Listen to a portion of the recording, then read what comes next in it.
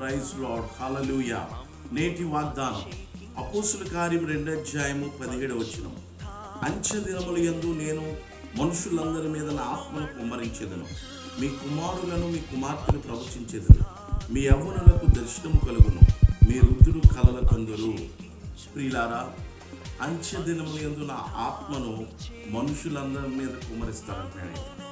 నేటి కాలంలో ఈ వాయుమండలంలో పనిచేసి దురాత్మ శక్తుల నుండి మనం పోరాడాలంటే కావాల్సింది పరిశుద్ధాత్మ. ఆనాటి కాలంలో ప్రియులారా, నా ఆత్మను కుమ్మరిస్తానంటాడు ఆయన. ప్రవచించెదరు అన్నట్లుగా ఉంది. ప్రియులారా, ఈ లేఖనాలు చూస్తున్నాం. 4వ వచనంలో కూడా చూస్తే పరిశుద్ధాత్మతో నిండిన వారే ఆత్మ వారికి వాక్శక్తి అనుగ్రహించుకునేది అన్య భాషలతో మాట్లాడేది. నేటి కాలంలో మనకు కావాల్సింది దేవుని ఆత్మ. మన కుమారులు కుమార్తెలు ప్రవచించాలి. యవ్వనులు దేవుని దర్శనములు చూడాలి. వృద్ధులు కలల కన్నాలి. దానియేలు యవ్వన ప్రాయంలో చక్కని దర్శనాలు చూచాడు.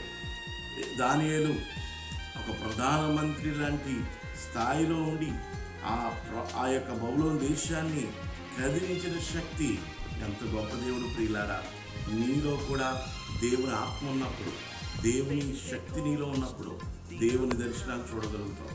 అన్య భాషలతో మాట్లాడగలుగుతావు. ప్రియులారా, నన్ను ఆరాధించేవారు ఆత్మతో సత్యంతో ఆరాధించాలి. అటువంటి పరిశుద్ధ ఆత్మను కలిగి ఉండి, దేవుని దర్శనం కలిగి ఉండి, దేవుని ప్రవచన వర్ణను కలిగి ఉండి, దేవుని కొరకు ఒక బలమైన సాధన వలె ఉండాలని కోరుకుంటూ ఈ మాట ముగిస్తున్న దేవుని దీవించి ఆశీర్వదించుగాక.